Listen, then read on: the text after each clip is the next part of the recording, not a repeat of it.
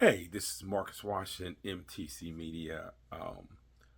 Sunday night, we're finally to the Indiana Milwaukee game. What a day of NBA playoffs it has been.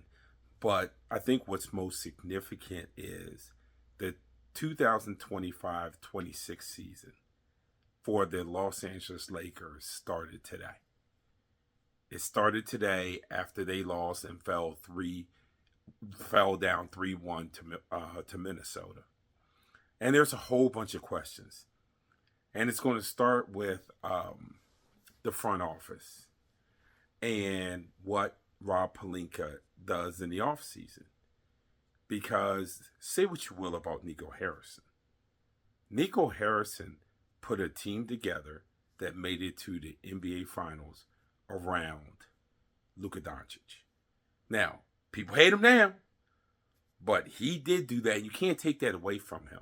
And he made some really good moves that people thought were subtle moves at the time being, but actually there was a comprehensive plan that got him to the NBA Finals. Now we can talk about what happened after that. But he had that in line. Can Rob Palinka use this offseason to put a comprehensive plan around Luka Doncic? And if he can, JJ Redick, who is catching all kinds of bullets today for not subbing in the fourth quarter, can he take that plan a la Jason Kidd and put it together and make it translate on the floor where you're not back to talking about a first round elimination? And yes, I do feel very comfortable with saying I do not think the Lakers are going to win 3 games in a row against Minnesota. They might get one, but I don't think they're going to win 3 games in a row. So yes, I feel very comfortable speaking from this position. So with Redick, first year, again, we talked about it before, midseason change from what the original plan was to post Luka Doncic, and the the changes he had to make. Now it goes to Palinka getting the right people around Luka, JJ being able to coach it, and one of those things is going to be how can you have Luka, LeBron, and whomever you add in, and still have Austin Reeves feel like he's a major piece? Because Austin Reeves looked absolutely positively awful at times out there today. Awful. And that's not deniable. And awful beyond the missed shots. He didn't look like he had any lift. He didn't look like he had that extra twitch. He didn't look like he had a sense of desperation because they were down 2-1 and this is essentially was a must-win game. He didn't look like any of those things. He looked like when he disappeared from the offense, he never reappeared today.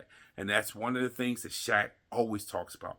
As annoying as Shaq and Charles can be sometimes on that show, the one thing he always talked about was when he was with the Lakers, it's about the others. So when it's your time, you have to deliver.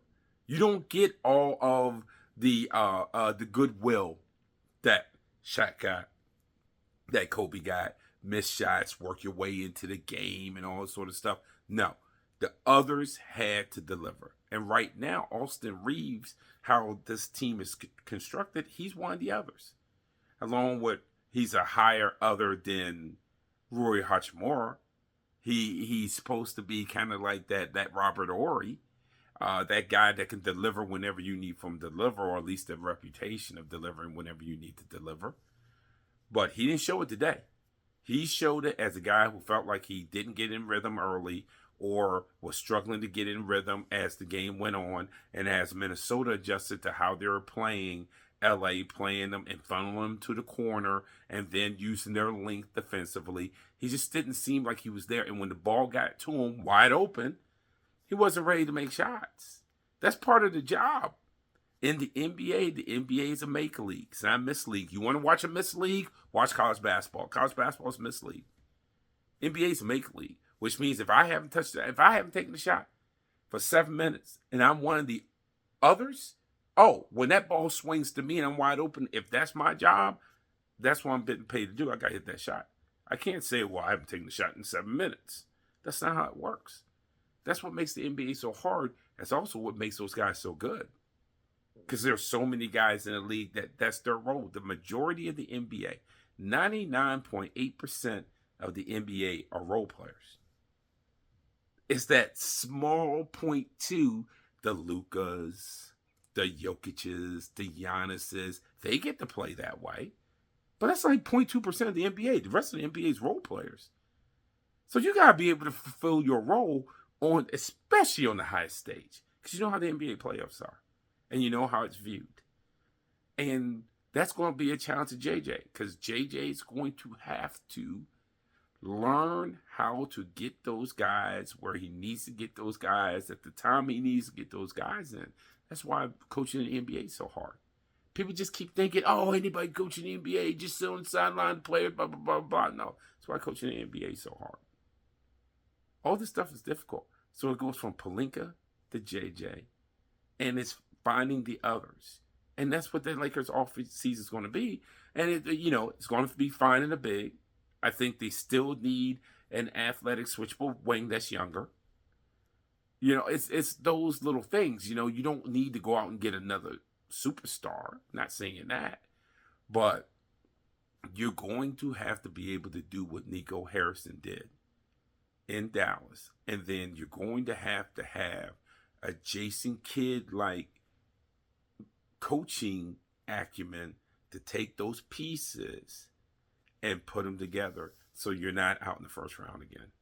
So takeaway from the day this Sunday, as Indiana has already jumped up by 10 points on Milwaukee, my takeaway is that Lakers 25-26 season started today. It's Marcus Washington, MTC Media.